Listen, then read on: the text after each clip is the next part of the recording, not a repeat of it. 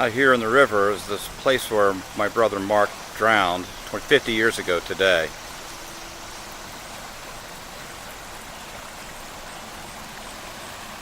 And I was sitting on this rock, this large rock, with several of our camping comrades when the adults came to tell us that they had found his body on the bottom of the river. I'm standing in New Jersey. We're looking at the Pennsylvania side. This is where we swam every day, in this area. I remember distinctly those pilings up there. They were ruins of an old bridge, and it looks almost exactly the same today as it did 50 years ago.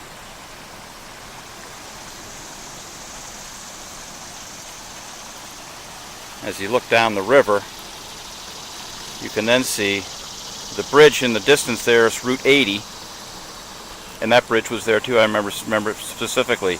This area in the foreground here, where you see a little foam, and just to the left of that was a calm area where we used to swim and with our goggles, and we watched the fish. I remember Mark specifically had tied his penknife to the end of a stick and had speared a small fish. Nobody else did that. Nobody else was able to. He managed to for some reason.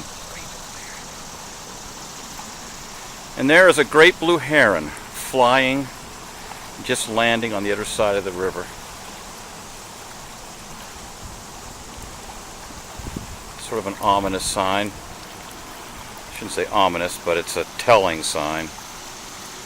Again, there's my rock. I specifically remember this place very well. I remember it almost in every detail of it, and how these rocks would go up. We would actually walk up the creek to some point above the rapids there and jump in and swim down through the rapids. That actually was what Mark was doing when he and his friends found an anchor lodged in the rocks in the bottom of the river.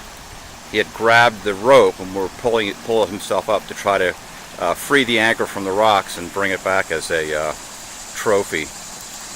Unfortunately, the rope tangled around his leg as he was pulling himself up and held him down.